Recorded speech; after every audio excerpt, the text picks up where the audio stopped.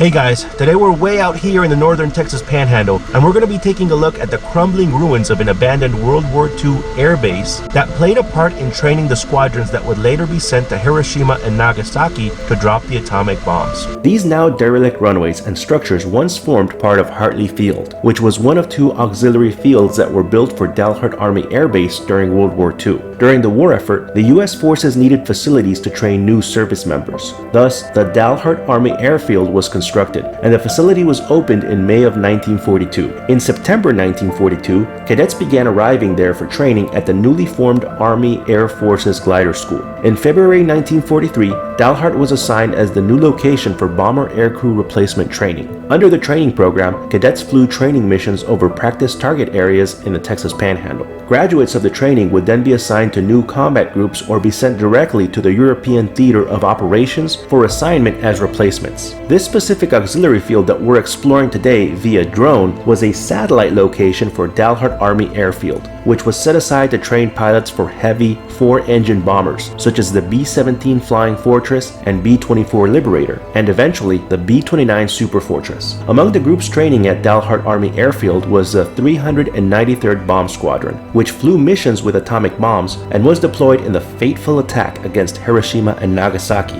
in August of 1945. Just to be clear, they probably didn't drop live exploding atomic bombs near Hartley, but they did fly sorties to hone their aiming skills on several nearby target locations around the Texas Panhandle. With the end of the war in September of 1945, the training program ended and Dalhart became a storage depot for surplus aircraft. During 1946, all useful military equipment was transferred from the three airfields in the area, and the buildings were dismantled and sold. The main airfield was transferred to the War Assets Administration, and the property itself went to the city of Dalhart, which would later repurpose it as the Dalhart Municipal Airport. Hartley Field here, on the other hand, was sold off at some point between 1949 and 1963. Today, several of the runways are somewhat intact, along with a large parking ramp. Some of the buildings still remain, along with the crumbling walls of a former hangar. The facility is in private hands behind a locked gate and is not accessible to the public. Sure enough, as you drive by this seemingly unassuming location, there is little here to indicate what a pivotal role it played in what may have arguably been the most important war in American history. The sound of engines, bombs, and personnel has faded away to be replaced with the rustling of the wind, the chirping of the birds, and the whispering memories of a conflict that the human race may never forget. Thanks a lot for coming along with me on this adventure. I'll see you on the next one.